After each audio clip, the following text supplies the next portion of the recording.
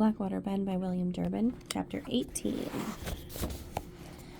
The Norwegian Helper and How One Monkey Got Sent Down the Road. When Ben arrived at the cut the next day, the jacks were lined up before he could climb down from his seat. As Ben opened the food box, Packy whispered, "Want to see something funny?" "I suppose." Was Packy going to play a trick on him? "I'll wait till you have the boys ladled up." Instead of sitting on the log with the rest of the men, Packy sneaked up behind Jiggers. When Jiggers lifted a spoonful of beans to his mouth, Packy let out a wolf howl. Jiggers jumped straight up. His spoon flew out of his hand, and his plate flipped over. The jacks laughed as beans, pie, and bread scattered in all directions. The only man who didn't laugh was Swede. He only paused long enough to scrape a few stray beans off his pant leg and shovel them into his mouth. "Dang you! Reprobate?" Jiggers yelled at Packy. Then he turned to Ben. "You got any extra grub in that pot?"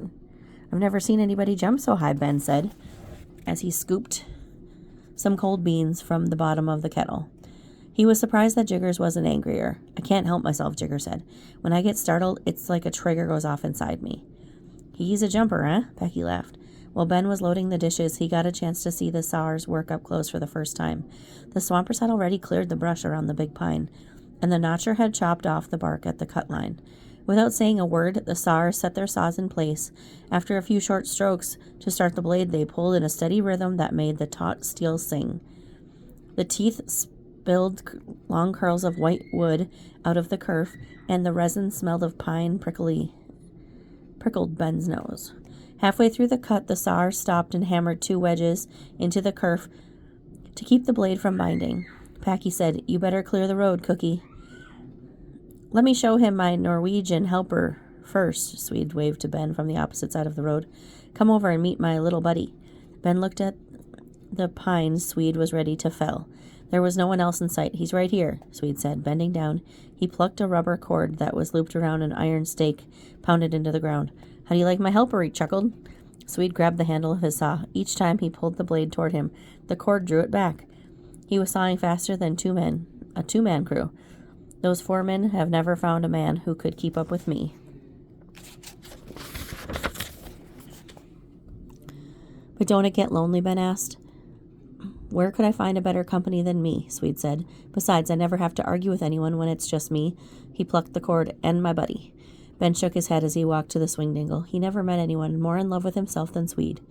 As Ben was picking up the reins, Ed Day hollered, "Pull, boys, pull." Ben looked up just in time to see a road monkey jump clear of Day's sled. The monkeys were supposed to shovel the manure off the road and spread hay on the hills to slow the sled runners. But this boy had forgotten to shake the frost out of the hay.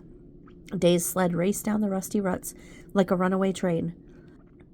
The logs swayed as Day hollered, "Ho, buddy," to his lagging leader. Those horses couldn't run any faster, but the sled was still picking up speed. It would tear Day's heart to see his prize animals sluiced. Just when Ben thought the team was going to fall under the runners, the sled jumped the ruts and headed for the woods. It missed a birch tree but snapped off a small balsam. A shower of needles flew into the air, and Day's cap got knocked into the snow, but his horses kept their feet as the sled jerked to a stop. Day ran forward to check his team. Only then did he turn and yell, "You monkey, you!" But he stopped when he saw that the boy was already hightailing it back to camp. "That monkey might not know much about haying," Day said, grinning, "but he knows when it's time to collect his pay."